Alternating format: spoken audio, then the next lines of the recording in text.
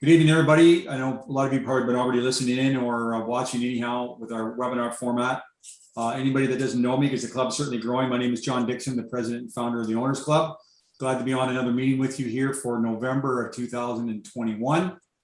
Just remind you that in this webinar format, you can actually ask questions by typing them into the Q&A box. And you don't have to put your name in there if you don't want to, but we certainly would welcome if you'd like us to call you out by name if there's anything further.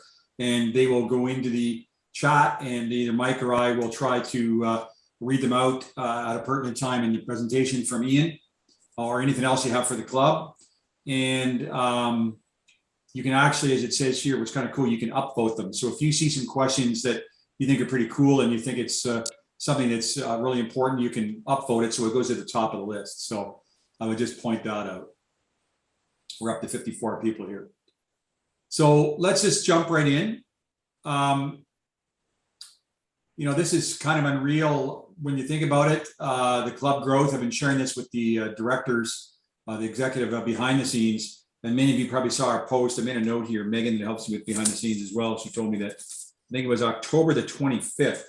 Yeah, we hit 1,000 members. And we knew it was looming. It's come faster than we ever imagined. I'm going to show you some stats in a minute.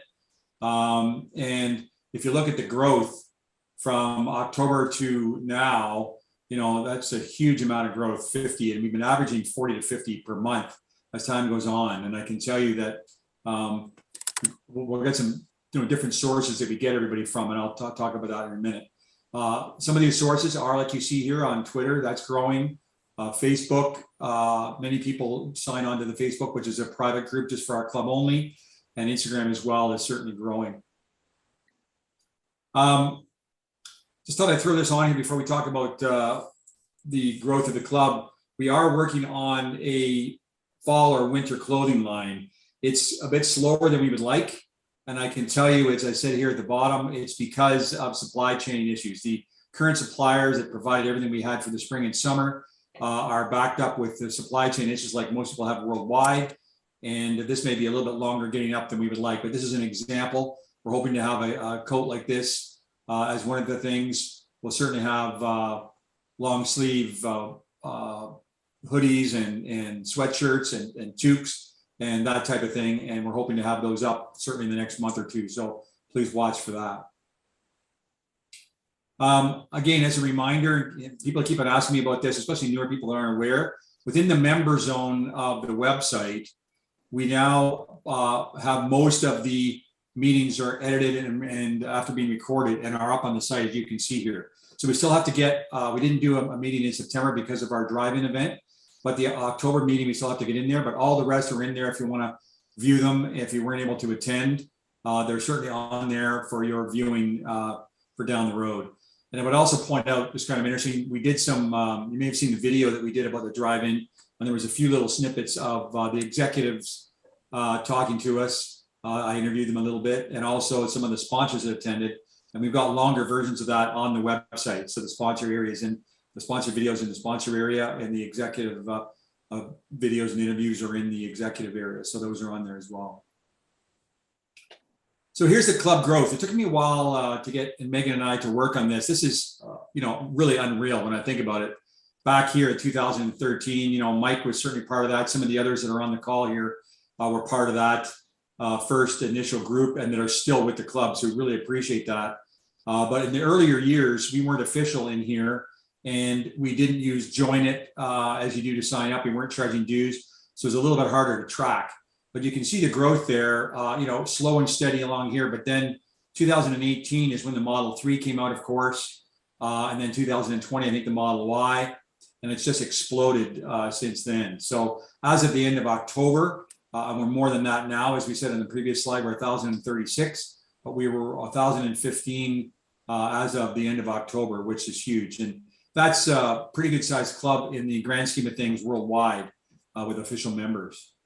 Give you an idea of what happened in 2021. So you can see the growth in the last little while, as you can see over here, pretty phenomenal, the number of members that have been coming on each month.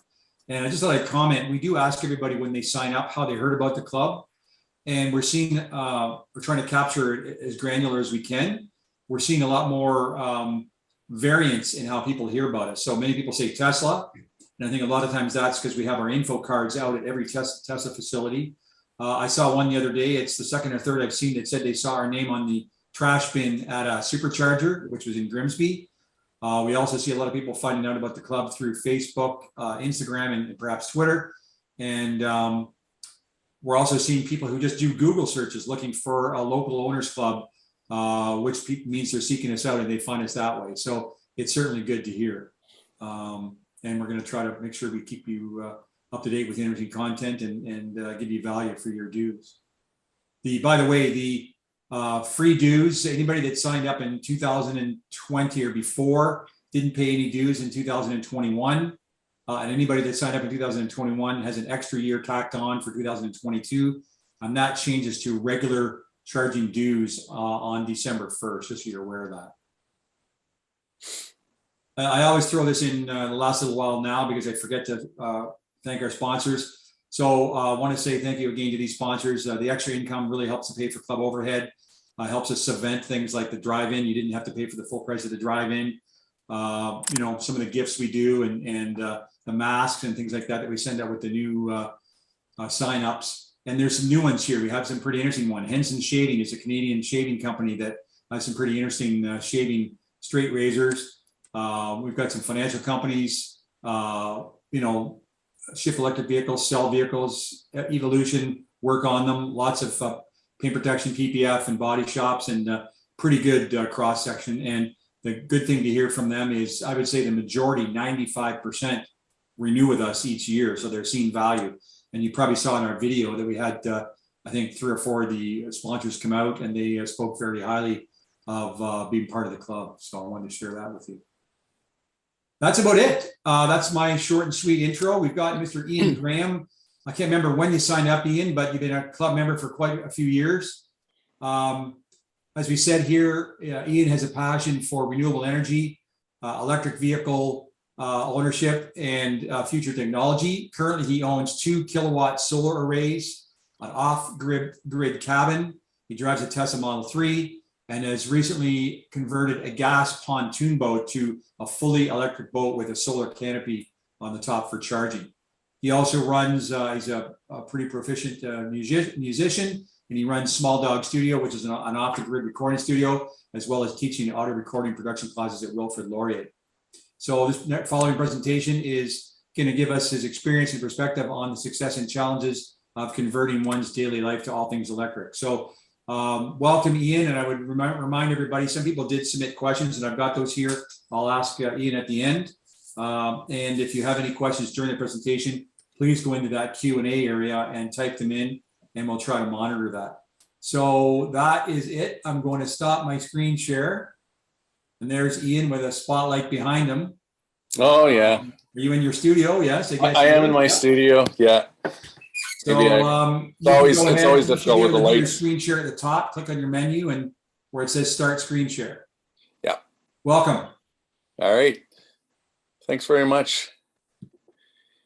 And I'm going to ask when I do the screen share, I'm doing play now. You're seeing us still okay? Yep. Awesome. I apologize with the lights. I'm an audio studio, not video. Anyways, hello to everyone who has joined us on the Zoom link, and appreciate your time, and hopefully can give you some insight into what's been quite a long journey. Actually, it hasn't really been really over the last few years. It's actually been in some respects a 20+ year journey of learning and seeing renewable energy transform, and even with the vehicles where we are at now. So this is my Model 3. I am a diehard Rush fan, and my Model 3 is named Red Bar Tesla. So if you know the song Red Barchetta by Rush, then you'll get the Red Bar Tesla acknowledgement that way. Actually, funny enough, Rush released a beer, and I took a picture of it, and I was actually acknowledged by them. They got a kick out of the whole Twitter handle at Red Bar Tesla. Very cool. Very cool. Yeah. So This is the at the Evolve 1 building in Waterloo. It's just north of the University of Waterloo campus. And basically, it's a totally off the grid building. They're doing the Evolve building too. So for promotion wise, I actually went down there, and this is one of the pictures that they had taken for.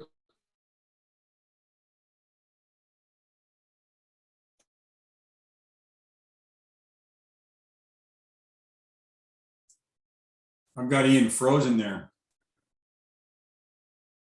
Yeah, I think we lost him, John. Promotions. So frozen? You froze there, Ian. That last 20 seconds, you were frozen out. Oh, okay. You got a good internet connection there? I do. I'm direct. Yeah. Okay. Yeah. So after you told us this was in Waterloo, we missed the last part. Oh, okay. So this is in Waterloo. This is a picture of the Evolve 1 building, and they used my car for promotion. It's an off-grid building, and they have the Evolve 2 building now being built. It's pretty much close to being done, I think. But yeah, if you are able to, John, I'm going to do the next slide with the video. Yeah, the problem is I don't have a look on your menu, maybe because you're screen sharing. Go to more on the far right. I don't have that anymore. Oh, okay. Go to Optimize more on the far screen right. share for video clip. There we go. Okay. Yeah, there you go. There we Try go. that. So next video. This is a video of the pontoon boat that I converted. Hopefully you're seeing that okay.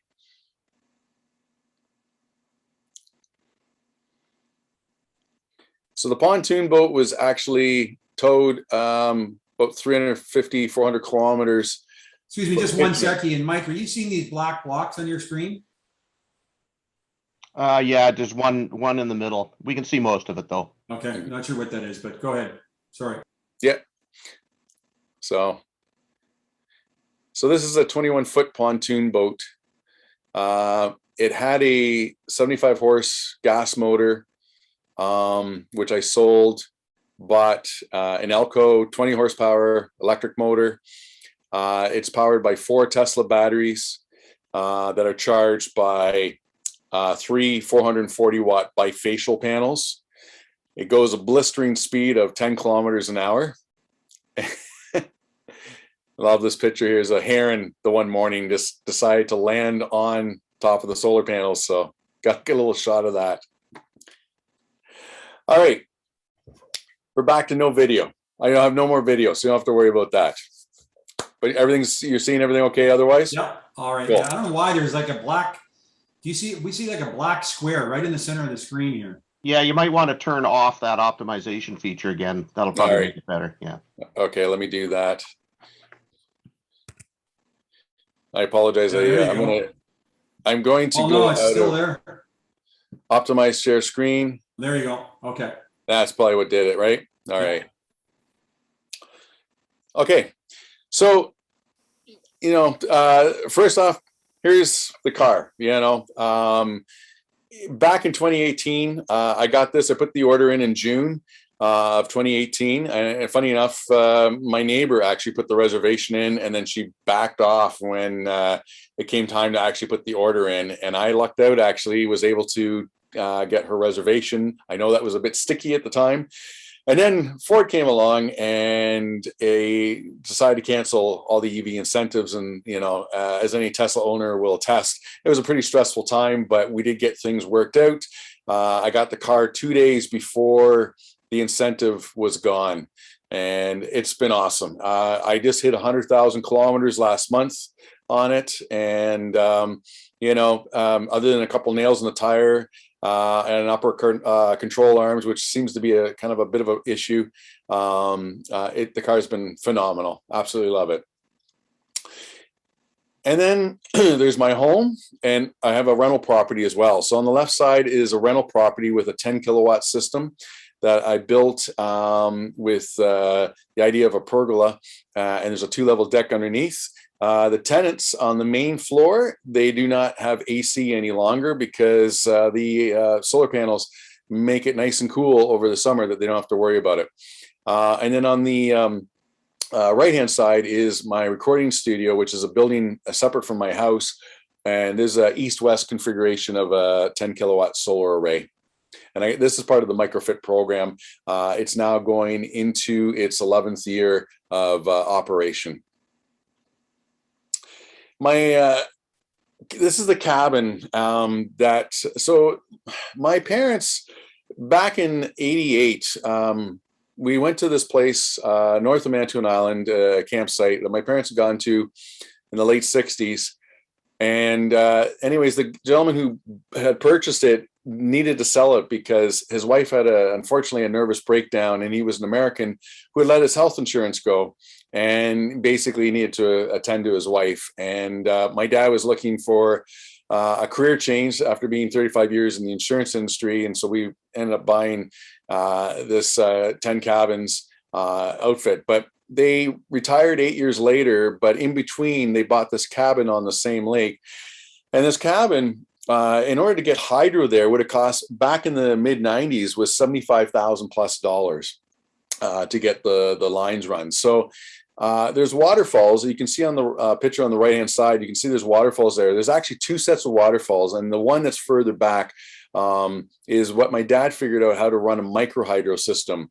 And it was a system used on the back of sailboats, but he had a gentleman weld a sled that held onto the actual turbine, and we were able to put it in, build a small bridge over the waterfalls. He would put it in, and he had satellite TV, satellite phone, some lights, but we still had the propane fridge and stove. So not this past summer, the summer before, I built a 10 by 30 deck extension with a couple of friends of mine and put up 4 bifacial panels that are 390 watts. The cabin is totally off the grid. And also this, in past May, I put in a 19.3 cubic foot electric refrigerator. It runs basically on a 45 watt light bulb for power. It's extremely efficient, and price was awesome. It's the type of fridge you can get at Home Depot. Anyways, from all this, and of course, then we get into the solar electric boat. And the boat was a bit of I guess you could say a bit of a comeback to one of the cottage residents up north. There's the lodge that my parents used to run. The owner was working on a pontoon boat, taking it all apart to put new plywood, and his friend that was helping him, I said, I would love to build a pontoon boat that's solar electric. It makes sense to me that, when you run these things, it's in the summertime, you got lots of sun. And of course he griped, and he's like, everything runs on gas. What are you talking about? You can't do that. Geez, you guys are so unrealistic, blah, blah, blah. Anyways, that was the challenge, and I can happily say he has not made a comment about it, but he definitely knows that this electric pontoon boat is running and works, and kind of put him in his place, so to speak. The pontoon boat, this was a big challenge, was towed by my Model 3. The one area of challenge is, if you look on the actual hitch, was you can't just put a normal hitch on, because the pontoon boat's hitch would be on an angle. And when you hit a bump, the actual hitch that you lock into place, it's not in properly, and of course it can come off. And it did, actually, when I first tried it out, when I first got the boat. So it was a bit of a lesson that way. Thankfully, I had a friend following me with his truck just as a backup. And it was quite interesting, 3 of us trying to lift the pontoon boat trailer onto his truck. So after a little bit of research, I got a hitch that raises it another 9 inches for my Model 3. And I have a stealth hitch on the back of it. When I built the extension of the cabin, I towed a trailer, which would have been about probably 1,200 to 1,500 pounds. And that included my 2 buddies and a fully packed car. And we did great with that. But with this boat, towing it, I definitely had about 60 to 70% loss in range. So rather than driving from Kitchener to Barrie, Perry Sound, Sudbury, and going all the way around, instead I went to Owen Sound. I got there with 16 kilometers charge left. Charged up, went to Tobermory. That's always fun, going up Wyerton with the hill. And charged overnight there and stayed with some relatives. and then took the Chichimon across with a full charge and got to my cabin with probably about 140, 50 kilometers left in range. So got definitely some, interesting looks from people, as to, wow, you're actually pulling this 3,000 plus pound boat with the Model 3. And you know what? Ian, sorry, I'm guessing yours is a rear wheel drive. Long range. Long range, yeah. Yes, rear wheel drive, yeah. And if I had all wheel drive, it'd be interesting to see what my range would be with something like that. But it like I said, it definitely lost 60% range, but it tows like a dream. It's amazing, like with the EV aspect of towing, you kind of question sometimes if there's something behind you. Not saying you don't feel bumps in that, but it towed really well. So again, here's some pictures of the boat on the Chichimon. I lucked out actually, and I was the first one off, probably to the chagrin of many. Great, we're going to be behind this car and boat, but I was very polite, and once I got off and found a side of the road that I could pull over to, I let everyone go past me, because honestly, I never drove much past 85 kilometers an hour towing this. So, being very cautious about everything that way. So here's the off-grid cabin, and basically this is a picture from a few years back, and we, the deck hadn't been extended at this point. Another picture done with a drone shot, and if you look on the left-hand side, you can see a set of waterfalls with the white where the coming down. But if you look a little further back, it looks like there's a rock with almost like an island. This is where the bridge is, and another set of waterfalls that comes through. So on that set of waterfalls, this is the micro hydro system that was put in place. And then I also had a couple of 60-watt solar panels that I added. And with this, lights, no problem. Charging laptops, phone, all that stuff, no problem. But I wanted to step it up to get into an actual proper fridge, because, by boat, 100-pound propane tanks, not fun. And it's just one more reason I just kind of wanted to get off the whole gas aspect of things as well. But here's a problem with the micro hydro. The water levels can really change. So from this, you look where the bridge is, to this, where the bridge is totally underwater. Now, this is a couple of years ago, and what happens is we are interconnected with multiple lakes, and the Ministry of Natural Resources have different dams, and in the springtime, of course, with the snow melt, etc., some heavy rain, they have to let water out. And unfortunately, we kind of pay the brunt of it. And this is probably one of the worst that I ever seen it, but I wasn't going to get any hydro at this point. I mean, even the solar panels, I didn't turn anything on, because as you can see, the water is over the bridge and the cable runs right along the bridge from the solar panels. So there's no way that I was going to tempt fate with all this. So I had to wait for this to go down. So instead, that's where we built this 10 by 30 deck and put on the 390 watt bifacial panels. Here's a picture on the left is the trailer that I first towed with the vehicle. And the 4 panels are on this, a door, some lumber, some tools and everything else. This is actually at the Barrie supercharger. And as many of you who have towed before know, when you're at a supercharger, you sometimes are stuck where you got to unhitch the trailer in order to charge. In this case, in Barrie here, I lucked out and didn't have to worry about it. Funny enough, a guy in a Model X came with a trailer, and we both took up all the spaces, and we're just like, well, somebody shows up, we'll move. But we lucked out, and nobody had come. Ian, can you just explain what the term bifacial means on the solar panel? Yeah. So solar energy, normally the panels that you see are just from the front. And so these panels, you look at it looks like a normal panel. But if you went behind the panel, you would notice that it looks the exact same on the back. So basically, the energy that you're getting is increased by from 5 to even 20% plus on the back with reflections, and with the cabin. Actually, with the summertime, the sun rises and sets a lot further out angle wise, so the back of the panels are actually getting energy even at that point. So there's quite a bit of an increase in energy efficiency with the bifacial. In fact, are they much more money than a regular solar panel? the boat panels that I got were 440 watts, and they were $307 each. So, Do you know if that's much more than one that's not bifacial though? if you did bifacial, I would say it'd actually be a little cheaper. Interesting. Yeah. There's a couple of questions that came through. Was there any regulatory approvals you needed for the micro hydro installation? No.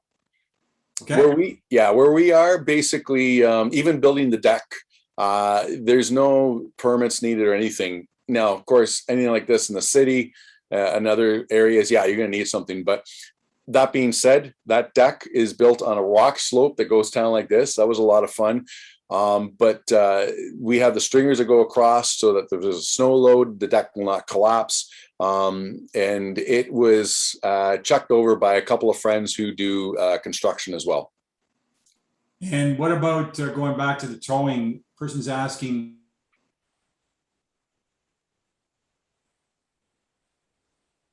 Oh, did I freeze there? Yeah, they're wondering how the brakes held up on your 3 when you were towing. With this trailer, basically you kind of get to know how regenerative braking plays with this. So I played back and forth with the regenerative braking settings, and I actually ended up leaving it at a higher regenerative. But again, I'm not going much faster than 85 kilometers an hour. Now, with this, when I towed, I did take the 400 series. Even then, 100 kilometers an hour, nothing more than that. So, and you know what? It's almost like you become a motorbike driver when you're towing. You become that much more aware. You make sure you're more aware about everything. I actually put my backup camera on all the time. And with the boat, that was an interesting thing. The side backup cameras made great for knowing what vehicles were coming up alongside me. They're got quite a wide vision that way. But you didn't notice any abnormal brake wear or anything? No. Okay. Nothing in that respect. And then are you aware, I don't know this, but are you aware how much is the actual 3 rated to tow? 2,000. Okay, perfect. Yeah. So it's rated to tow for 2,000. But in talking, I don't know if any of you, you probably may have seen this, Can-Am RV, the owner of that RV dealership also has a long-range all-wheel drive Model 3. He has quite the hitch on his, but it goes right through actually in his trunk, and it's fastened even more. But he towed a 6,000-pound Airstream with that, and it was part of a video series. And these are guys who normally are truck guys, and they could not get over how well the 3 towed and handles. And they couldn't get, like they were saying the same thing, is like you don't even notice that something's behind you. Yeah, they presented to us a couple of times. It's unreal. Yeah. So I talked to him, and he said to me, "Don't go crazy. 3,000 pounds kind of is that limit." And he said, "Just don't go crazy," and which didn't plan to, and just take your time, and it worked great. So, Ian, is the 3 actually rated by Tesla to tow, or is that just what companies like Can-Am's will say it can handle? Because, for example, with the Model S is not rated to tow anything, but the X is, even though they're kind of sister vehicles. And I thought the 3 and the Y were similar. Yeah. In terms of whether like Tesla, I'm pretty sure, I think I've seen that Tesla says, it can tow 2,000 pounds. Oh, okay. I know that in Europe, you can get the actual hitch for the Model 3. Not just the Model Y. I'm to be honest, I'm really surprised that we don't see that option in North America, but it could be another regulatory aspect. Yeah. All right. Sorry, a couple more questions coming through. Did you use autopilot or full self-driving at all when you were flying? Yes. Autopilot. We don't have full self-driving here yet. You know, that's still a US aspect, but autopilot, definitely. Okay. Autopilot with towing actually made things even more comfortable. I wouldn't want to use autopilot on anything more than like a nice straight roadway, a 400 series, that type of thing. But I kept over to the slow lane, and autopilot worked really well. Now, here's another thing. I wouldn't want to use autopilot if the weather was bad. I mean, that's just a given. I think we've all seen when weather gets really bad, you know, at some point, you know, you might have to take over. But when I towed in both cases, the weather was awesome. And, you know, it made me feel that much more comfortable on autopilot to have the backup camera, to really view things, to look around me. Yeah, everything about it worked really well. And having something behind you with autopilot, it didn't really trigger anything kind of odd. It actually, if I remember, it looked like there was another vehicle following you. Interesting. And Yeah. I just looked it up myself. It says right here on Tesla's site, Model 3 Standard Range Plus and Model 3 Long Range All-Wheel Drive, I don't think there'd be any difference between rear-wheel drive, so don't make it anymore, is rated up to 910 kilograms, which is like about 2,000 pounds. 2,000. They offer two variants now of the tow hitches for those. One's only 500 and one's 900. Yeah. Does the 3 have a tow mode like the X does? I know when I tow don't- with the X, I have to put it in trailer tow Yeah, I mode. don't think so. No, there's nothing in that respect. And someone else is asking, I think you touched on it, is regen braking just as effective when you're towing? Yeah. In fact, I think regen braking actually might even be more effective because when you let off your accelerator, the trailer, depending on your speed that you're going, and even for that matter, your hill aspect, is pushing you forward that much more. So if anything, your regen is getting even more on that respect. Now, somebody's asking, which is a bit of a challenge, I think, what do you think the possibility of towing 2,000 pounds across the country in January in winter on a short range plus? So The Standard Range Plus supercharger network.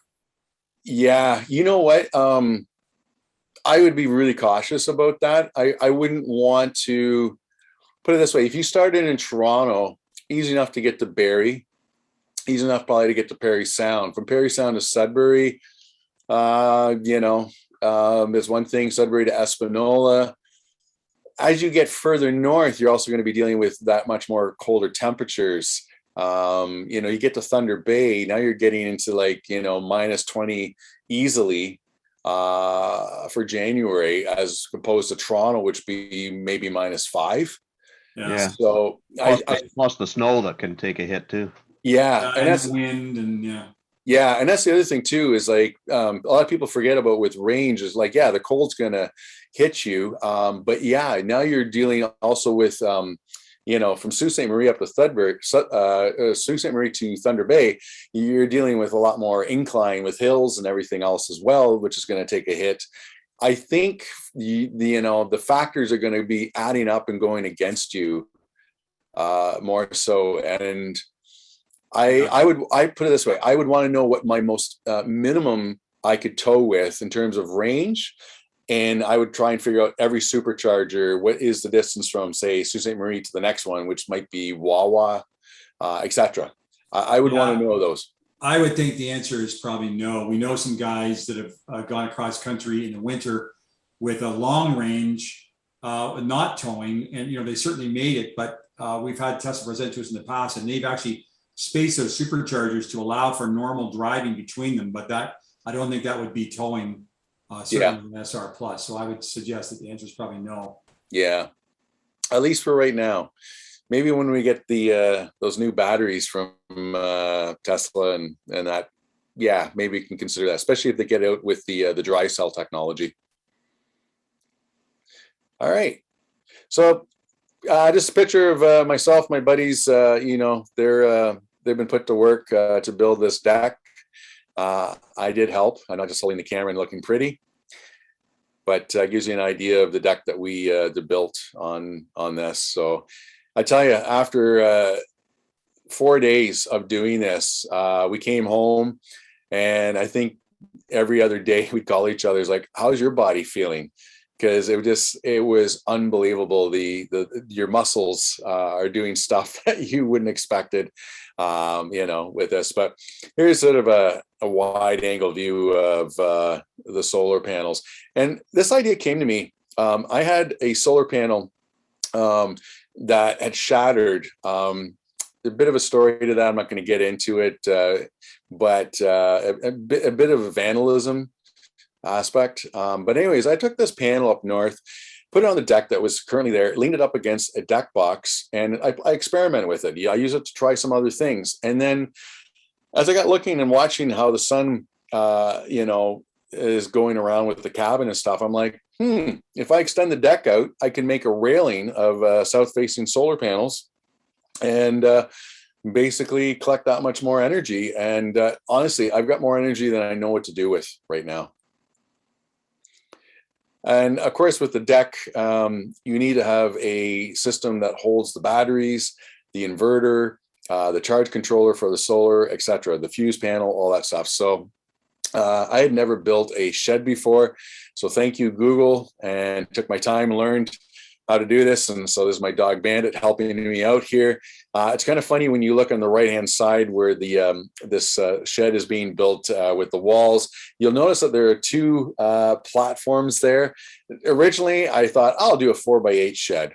And then you go inside and pretend, well, here's the walls and how much space do I have? And I'm like, this isn't big enough. So I actually, with leftover lumber, built an extension onto it. So, and this is the final product that I got. And here you can see on the right-hand side is the charge controller and the fuse panel. Oh, sorry, on the left-hand side. And then on the right-hand side is the battery box, kind of built with wood. It's all got blue foam on the inside for helping for insulation. The batteries that are in here are 4 deep cycle lead acid batteries, which down the road I will upgrade. But I had these batteries; they were relatively new, and I will look at lithium down the road. But for the time being, left it as it is. It's a 24-volt system as well. So, in just a synopsis here, 4 390-watt bifacial, a Midnight Solar Classic charge controller, a Trace 4,000-watt 24-volt inverter. This is an older inverter, but Trace is basically what is called Xantrix now. Great workhorse of an inverter. The thing's a tank. It weighs like 100 pounds, but man, solid. And then 4 6-volt batteries. Ian, okay. Someone's asking, how do you find the winter maintenance with the panels? Do you go up there in the winter at all? I don't. It's a 3-season cabin. Okay. Yeah, I've debated about going up there, and I know there are other people who definitely go up there. But in order, it's boat access only cabin, and because of the waterfalls, there's actually a little bit more danger to even get to the cabin. Not only from where the waterfalls come out, but because of the way they curve around to the next part of the channel in the lake, it's a bit risky. And quite honestly, I like Mexico. I go down there. I'd rather deal with that weather than January, February minus 20 plus, negative, whatever. Yeah. So basically, once the system is, I turn off everything and charge everything up with the batteries and then shut it down, and it's done for the season. The batteries only lose about 2-3% per month in terms of power. So before I did electric vehicles, from 2007, for 8 years, I drove a van on waste vegetable oil. And it's interesting that our fuel now, if you look at gas prices, they're at $1.50 roughly now. And back in 2008, it was $1.50 back then as well. And I actually had driven this van to Cape Breton and back for free, other than paying for the waste vegetable oil filters, which is around $12. And I had enough oil to get me out to Cape Breton. I had like these barrels on the back. It was a large extended van, like big. And then while I was out in Cape Breton, I talked to restaurants who said, "Oh, good."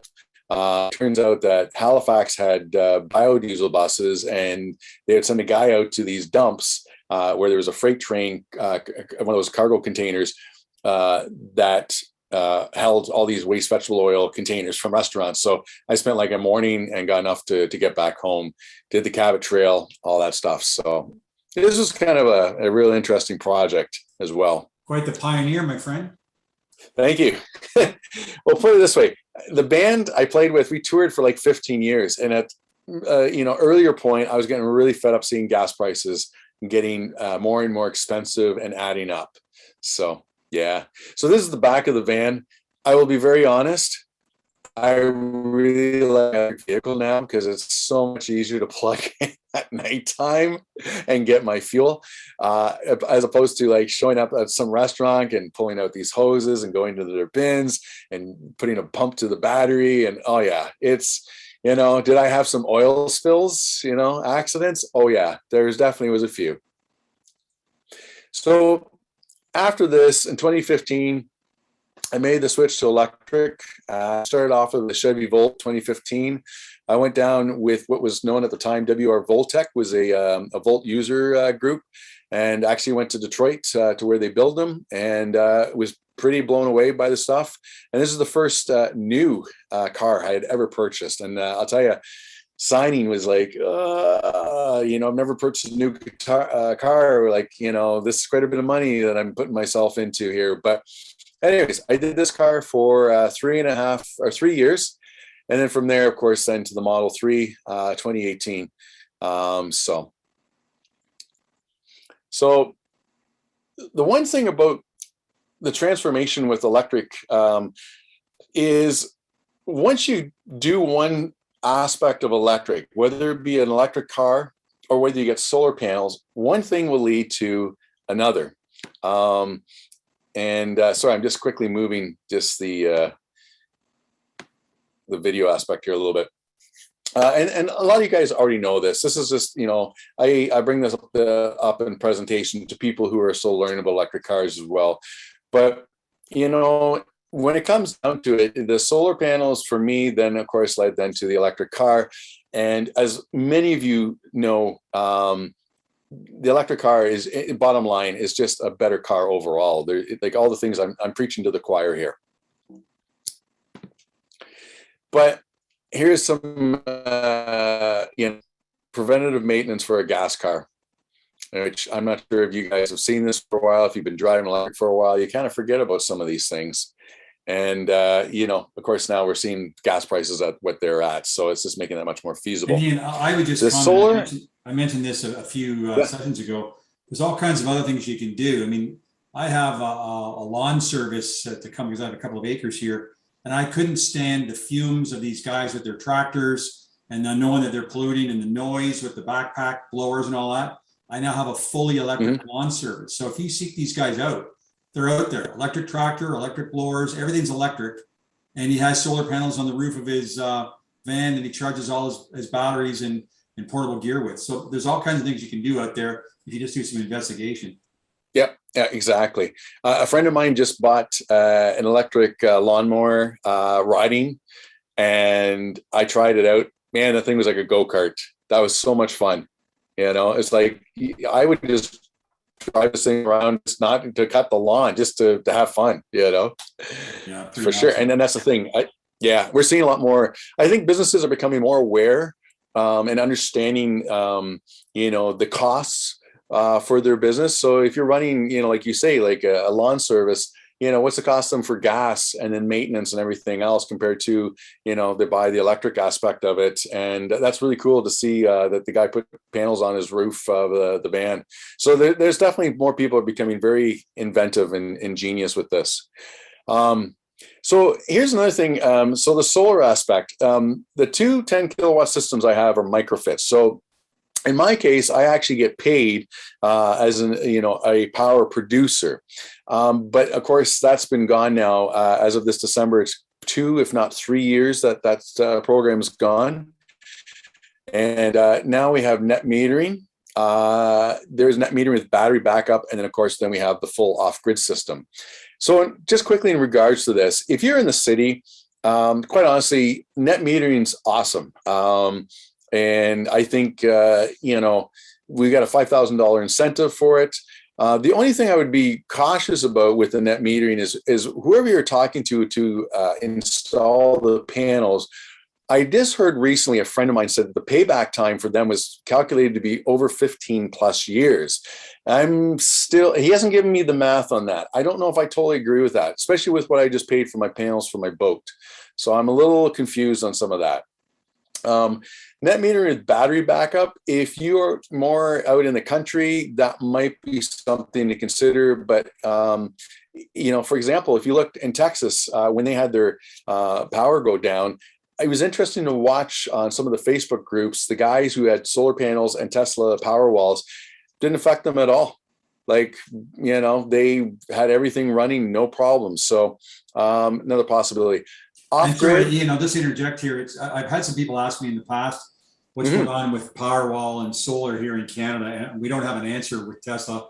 No. I think they don't have a department actually created yet. And I think probably it's because they have a shortage of batteries just for vehicle production. But if anybody's really seriously interested in solar and or battery backup, do a bit of research. There is a lot more companies out there that sell lithium ion batteries or battery packs like a Powerwall. I've seen them on YouTube and they've done reviews on them that might not be quite as good as Tesla, but they certainly are out there. So I don't know if I'd hold my breath waiting for a Powerwall system. There is alternatives. Yeah. Oh, for sure. And and you know what? Here's another thing to put in perspective. I hear sometimes people say like, well, I'll put in a propane or natural gas generator as a backup. Why? Just put in a power bank, let's call it that, like a battery backup, because it basically does the exact same thing. If you couple that with solar, I don't see what the point of a generator is, to be quite honest. And honestly, if you're at the point of backup, the only things that you're really concerned about are your lights, refrigeration, and furnace fan. So yeah, it's a generator, I think, like the Generacs and that, I think is not really, it's going to sit there for a long time doing nothing really on that. So do you remember, someone's asking, do you remember what the make of your friend's lawnmower was? It was Ryobi, I think. Ryobi, yeah. Okay. Yeah, pretty sure it was that. Yeah. In terms of off-grid, my cabin's off-grid, and like I said, it was $75,000 back in the mid-late 90s to actually hook up hydro. I cannot imagine what it would cost today, especially with Hydro One up there, what they would charge. In fact, we just did a podcast with Waterloo Regional Electric Vehicle Association, and in Little Current, which is 20 minutes south of me on Manitoulin Island, there's a guy with a radio station, 2 radio stations and he's got an internet company as well. And he tried to get hooked up with Hydro One, and the bill was like 80 grand. And it was literally across the street. And so he said, well, forget it. And he put in solar panels instead and battery. And he's now looking to expand everything that way. And his hydro bill's gone way down. What hydro bill he does have, he's gotten to the point where he doesn't even need to have a hydro bill. So, all right. When you're looking for solar, just a quick thing, please avoid Canadian Tire. It drives me absolutely crazy. And I have a friend who's a manager at the one store, and I said, you know what, you got to talk to your higher ups, because these are 2 100-watt panels for $400. So that's, $2 a watt. Sorry, but my 440-watt bifacial panels were $307. You guys can do the math on what per watt that was. And I love how they have this compare at 1,059. Okay, the solar electric pontoon boat. It was a 2000 sport. I'm trying to remember what the name of the company is. I apologize, but I bought this used with a custom built trailer. The guy who had the pontoon boat had quite the shop, built the trailer for it, and he owned it from brand new. And I got a really good deal on it because I mean, I gave him what he was asking for it, but he had so many inquiries on this boat, and I told him what I wanted to do, and he's like, you know what? Because of what you're trying to do, yeah, I'll get this to you. And of course, when I got the boat, he's like, man, I had so many inquiries on that boat. I could have easily sold it for so much more. But yeah, he was great for this. So the boat has 3 440 watt bifacial Canadian solar panels, 4 5.2 kilowatt Tesla batteries. I will mention about where I got those. From Quebec, a lithium solutions battery management system from Volts Energies, and then a 20 horsepower Elco motor, which, like I said, it goes about 9-10 kilometers an hour, which is fine. It's a floating couch, doesn't need to go that fast, but I do kind of wish I would have gone to the 50 horsepower, but that's a 96 volt system instead of a 48. That put other, problems into place. Now, I'm sure somebody's going to ask, where do I get Tesla batteries? Well, a friend of mine sent me a link on Facebook Marketplace for somebody who was selling 16 Tesla batteries. And I contacted them. And at that point, there were 6 batteries left, so I bought 4. And this was a guy who had a solar energy company just north of St. Mary's. His 13-year-old son had bought a salvaged Model S and took the whole thing apart and sold it bit by bit. I think he made about $10,000 on this salvage Model S. I will warn you, if you're trying to get Tesla batteries, if you go to import them from the States, and this is from what I understand, it is going to be a difficult time because the whole lithium aspect of it, crossing the border, it's going to be problematic. I know there's companies like EV West, for example, one of them, you might be able to contact them and find out maybe there's different regulations with crossing Canada. But from what I understand, it is not an easy thing to do.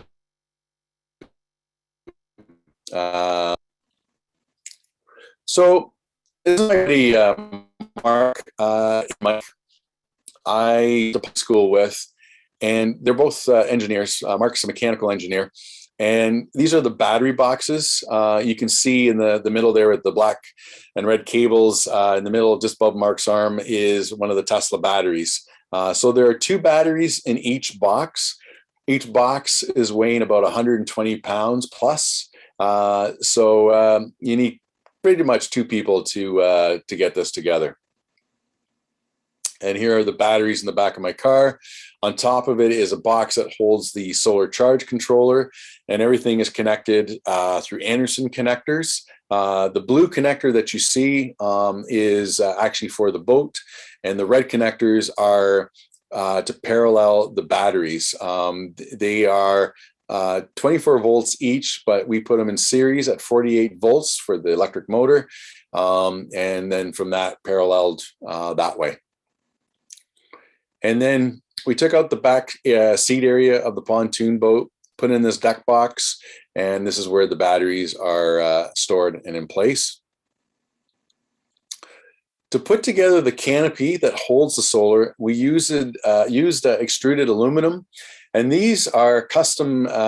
It's steel rod, I think, is what the name is, or something along that lines, that we cut in 4-inch lengths and then round it off. And what happens is on the very top, you can see the extruded aluminum, the steel bar there. It's got a little slot in the middle, and we put these things into place, and this is how we fasten everything together. We also use these 3D printed orange brackets to hold the solar panels into place, and also the canopy slides up and down, and the bottom 3 on the right hand side orange pieces, they fit in between the 2 extruded aluminum to slide up and down. So you can see that in place here, and you can see the slots. Basically, there's 4 slots on the 4 sides of the aluminum. There's Mark putting in one of those and actually holding one of those steel pieces as well. And then This is putting on the solar canopy. We also had to get metal fabricated and 3D printed actually or 3D cut out, I should say, some steel pieces such as these angles and stuff. So on this slide here, this is one thing I love with the new solar aspect of things is we can now monitor everything on our phones. And Victron Energy is, I would say, is a leader in this stuff. Their charge controller is all Bluetooth connected. And so this is a screenshot on my phone. The panels are putting out 1,151 watts of power and 116 volts, 9.9 amps. This is, of course, is converted for the 48-volt battery system. So there's 23 amps going through here. And then the BMS from Quebec, from Volts Energy, this is showing the state of charge at 91.94%, which is, no, we don't go above this. For any of you who know with charging your Teslas, it's a good idea to not charge 100% unless you're doing some long road trips, to stay within the 80% to 90%. So we do the exact same thing with the boat here. And it's showing temperature as well. We've monitored the temperature, especially on hot days. And quite honestly, it's even with no thermal management, because again, the power from the boat motor, it's not like we're going, 50 miles an hour or anything. But it's been, I think, at most around 30 degrees, and which is totally fine. We're doing great on the temperature. This is an inaugural launch on Conestoga Lake. This is where my heart is racing, going like, great, we're putting this thing in the water. I actually had a friend with his Grand Cherokee tow it because I hadn't got the hitch for my Model 3 at the time. Plus, we were being cautious. And yeah, we're like, okay, we towed this thing all the way up here. Now we're going to put it in the water. Cross fingers, this thing is actually going to work and not, blow up something. And you know what? We couldn't have asked for a more perfect day. The panels were pumping out the power to the batteries. We started with 92%. And after about 4+ hours of going around, we left the lake with 55%. And within about half an hour to an hour, we're back up to 60% with this. So, and the canopy, actually, you can see my buddy Mark driving it. Funny enough, it was a hot day, but underneath the canopy, at one point he said, "Hey, buddy, you want to switch places and you drive the boat? I'm cold." So the sun was being kept out by the canopy enough that it actually created a little bit of coolness. And of course, every boat needs a good flag. So company up in Barrie did me this the skull and lightning bolt flag here. Okay, I'm going to end this. So that's kind of a journey.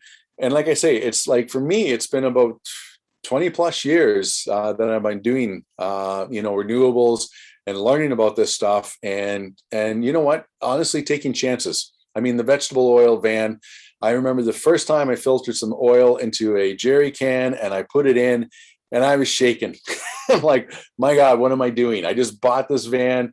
Is this going to work? And it did, thankfully. Same thing with the pontoon boat, But in conclusion, I want you guys to look at this. And this is a perspective. I actually ran for the Green Party back in 2019. And my platform was basically all energy has consequences. Whether, we want to power our homes, our cars, everything. If you want to build a home, you're going to disrupt the land one way or another. You're going to have to probably cut some trees down. I mean, my cabin, I'm sure that the trees that were cut down were used for the logs, but that consequence, hey, we kind of brought it back into play that the logs were being used. But all energy has consequences. But here's the key thing that I want you all to hopefully take away from. Green energy has a positive loop. A lot of people, for some reason, don't seem to understand that their gas car and oil and gas is a negative loop, at least in terms of the burning of it once in a really inefficient engine. These engines now, we're talking about 20%, maybe 25%. The majority of it is lost in heat because of we're dealing with friction. And so every $10 that they spend on their fuel, $2 moves their wheels. That's becoming even less because of the price of gas. Oil and gas, I think, there's a lot of products that we use that involve oil and gas, but they're not being burnt once, creating emissions and all the problems that we are dealing with now. But I want to bring up that green energy, if we want batteries, there's going to be mining involved. And yeah, that has some consequences. But a solar panel takes about 1.5 to 2 years of energy to produce. A wind turbine's about 5 or 6 months. But both of those things have energy payback of 20 to 30 years, if not even longer. So yeah, there's a consequence that we put into building those panels, wind turbines, lithium batteries. In the last podcast that we did, and this is something I'm sure a lot of you have heard as well, is like, oh, well, the batteries, they're going to die in 5 to 8 years, and then they go to a landfill. Baloney. In Quebec and in New York, there are companies that are recycling these batteries 95% plus. Tesla has even said that they're looking at like 100%. Coldplay, if you know that music band, is now touring with BMW i3 batteries. And so instead of using a diesel generator as backup and for powering, they're now using BMW i3 batteries. A company in California is taking old Nissan Leaf batteries, stringing them together, charging them with solar, and then they sell the energy at a higher rate when the grid really needs it. And then the last thing is there's research that has recently shown that a recycled battery is as good as a new battery, and in some cases actually could be better. Something to do with the cathode. But green energy has a positive loop. We're not just throwing this stuff away. I recently found out too that, copper, 80% of copper that we use is actually recycled. We only mine for about 20% of it. And I think we're going to get to that point with batteries as well. So, I hope you can take this little tidbit and share it, with those who are in doubt and kind of throw these myths at us. I think in my 20 years, I've had to dispel so many myths, and unfortunately, I still see a lot of them, which I find really frustrating. But anyways, thank you so much for letting me speak to you, and I look forward to your questions. You can also get a hold of me through email here, and then of course my Twitter account at RedBarTesla. But I encourage you all, do lots of research. Sometimes jump in with both feet, take that chance, and keep thinking about what our future is and can be. And I wish you all the best of luck. Ian, that's great. Just leave that slide up there for a bit. Just leave the slide back on. Just while I finish a couple of questions here so people can got it, because some of these questions here are a bit more involved and people might want to email you directly. So somebody's asking here, do you charge your car? Can your car be charged off grid? Yeah, it could be charged off grid. There's a whole system to that. But you're not currently. Well, put it this way, my microfit system produces enough power to take off about 3 to 4 homes. And so my system, if you look at it, my car is being charged by my microfit system. Yeah, in the long run, yeah. Yeah. Have you ever considered using thermal or electrical energy storage at your home or cottage? As in like putting like a geothermal type of system or referring to, yeah. Air source. On my home, on my home, I've actually considered, I have a friend, he's got a 10 kilowatt net metering system. He's got 2 electric cars, and he's got an air source heat pump. And I have been looking at that as well. It's still a bit of a costly aspect of it. But I've considered that as well. I think the other thing too is keep in mind, my friend's home was built ground up, extremely energy efficient from the get-go. I live in a house that is like 90 plus years old. And I've tried to do my best to, like, energy wise make it efficient, but that's an area that, down the road, should look into. Ian, so then that sort of leads into this. Did you look at all, do you have any pros and cons between putting the panels on the roof versus just freestanding in the backyard? So I guess maybe in terms of like why like the rental property was a pergola, that was just that was a kind of an idea that just sort of came to me. It was just like we got a ton of space in the backyard, and I had seen pergolas that had solar panels. It just happens that mine's got 48 panels compared to say like 8 on something like that. But in terms of the roof, I actually put steel on the studio roof before I put the panels up because I didn't ever want to deal with it again. But for a home, that's a question that comes up quite a bit. If you have just put on shingles within the last, say, 3 to 5 years, putting panels on them, at least on that side of the shingles, will make those shingles last that much longer. Because what kills shingles is the elements, sun, rain, snow, all that stuff. The panels help protect that part of it. So if you're looking at that, your roof is that much older, though, definitely look into changing up. It's worth the investment that way.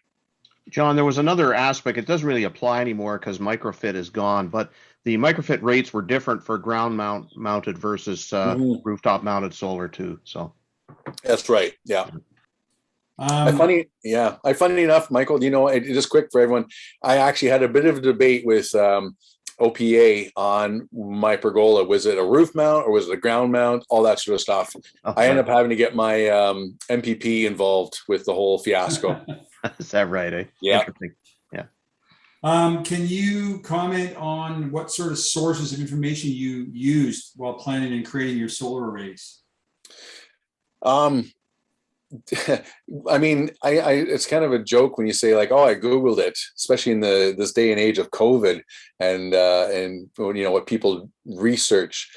But I did a lot of Googling. I read a lot. I read Wholesale Solar had some great articles I would read.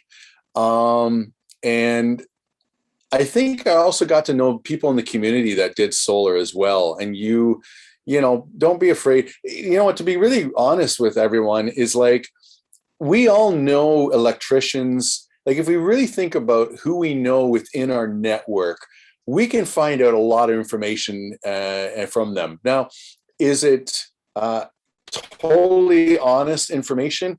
Well, it depends on their experience, but their experience is still valuable. But I would use that to then finally make a decision about everything.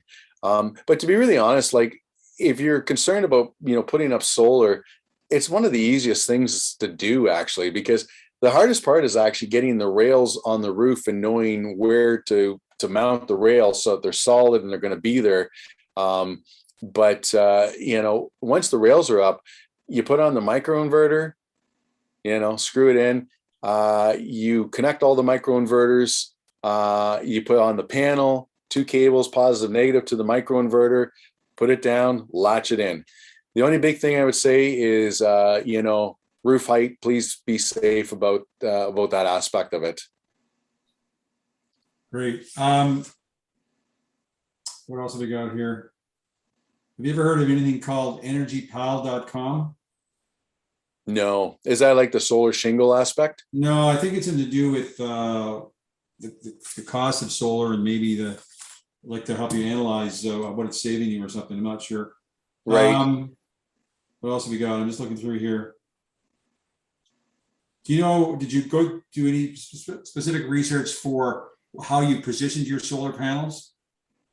I did.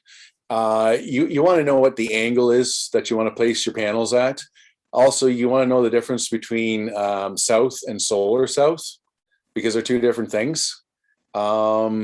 And you put it this way, the studio east-west configuration compared to the rental property, basically south-southwest configuration, there's a difference.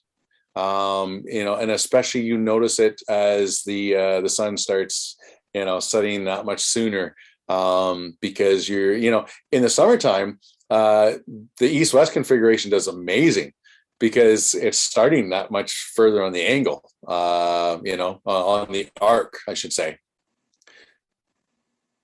Okay, awesome. Well, that's about it for everything. I would suggest anybody has any more involved questions. Ian's put his information on there to share with us. Ian, thanks very much. You know, as I said earlier, you are a real pioneer. Certainly admire what you're doing. And thanks very much for coming on, and thanks for being a member of the club. Yep. Thanks you very much. And I look forward, if anyone's interested, to, don't be afraid to reach out. And put it this way, it's like my friend has the Tesla swear jar. Every time I talk about my Tesla, I have to put money in. This is very much the same thing. Yeah, so, gotcha. Hey, Okay, Ian, we'd like to stop screen sharing there, and I've only got a minute or two left. There's just a couple of general questions for the club here. actually, John, Sorry? sorry, Mike, there was one more live question. I think it's a quickie, and it's just, do you have to shovel snow off your panels in the winter? I get one of those roof rakes that are like 16 feet. Okay, gotcha. Yeah, and put it this way: if you get the bottom part of it at least, or at least halfway up, because I can only reach so high unless I climb up on a ladder, and I have done that, but a bit of a pain in the butt. But once you get the bottom part, and once the sun starts hitting that stuff, you get the lovely avalanche, which is really fun to watch when there's squirrels underneath. Yeah, thanks. I just wanted to get that last question in there from our member. I appreciate that, Mike. Thanks. Yeah. So real quick in conclusion, just a couple of general questions that people have asked for the club. So a few people have been asking us, when are we going to get back together in person? People are talking about hybrid. Well, I think I answered most of that. Hopefully you saw it with an email we sent out. We did do a poll. Frankly, there was I was surprised that when the poll went out, the club was a little over 1,000 members. We only had 272 responses, people that clicked through in the link. And out of that, roughly 148 said yes, they'd want to get together, and 124 said no. But when we look at this and analyze it back and forth, we were just a little bit concerned with flu season upon us. Basically, I can tell you, I've had a cough ongoing for about a month here. Ongoing upper respiratory infection, and COVID is still there. So we just thought we'd be a little bit on the cautious side. And as I also said, we're looking at, in my last email in response, we're looking at trying to get a really excellent in-person meeting when we do it. So whether that's January, February, maybe as late as March, it just depends, with 2 or 3 senior Tesla Canadian managers speaking to us. So that would include ideally the supercharger manager, for Canada, the Eastern Regional Service Manager, and the Sales and Delivery Manager. So to get them to juggle their schedules and get that all organized is a little bit of a challenge. So we want to get together as much as you can, but we're just being on the cautious side. Somebody asked about the most cost-effective winter and summer tires for the Model 3. I can't answer that specifically, but I would suggest that we have 3 sponsors that you could reach out to, maybe even 4. They could give you some advice there, or go on our Facebook group, or even some of the forums. So Tesla Motors Club forum is an actual generic forum that many of us have been on since way back in the day. There'll be some really good answers on there. Trevor Page runs Tesla Owners Online, another great forum. You can answer some questions, or go directly to our sponsors, Wheels Co., Cal Tire, and also Shift Electric, or what used to be Shift Motors, sell tires and wheels, and they can probably give you some direct advice there. And the last question is, this person went from a Model S to a Model Y, and they feel that the ride is much stiffer and bumpier. Wonder if anybody else is experiencing this, and how would they suggest that they take care of that? And I did a bit of research on my own, and I saw 2 things. Number one, believe it or not, just adjust the tire pressure down. So I think the standard tire pressure is about 42 PSI, and someone said if you just go down to even 38, it'll make a huge difference. So I would look at that. There also is a bit more expensive solution. You can go to coilover shocks, and I think Unplugged Performance is out of the US do that, and also I think Shift distributes some stuff from Unplugged Performance, and also Mountain Pass Performance. A lot of their shocks are meant to lower the vehicle and might not necessarily improve the ride, but you could do some research. But I think you'd find that if you're finding a bumpy ride on any Tesla, either lower the tire pressure, or certainly in the winter, go down 1 wheel size. Like I go from 20s to 19s on my Model X. So hopefully that helps you. again, I would encourage everybody. My information is out there. All the emails I send, it's got my email, obviously, my phone number. Please reach out to us if you have any further questions or suggestions for the club. And we're still working on some plans for another informative meeting for December. So stay tuned on that. And with that, that's all I got. So thanks very much, everybody, for coming on tonight. And we'll talk to you soon. Thanks, everybody. Thanks very much.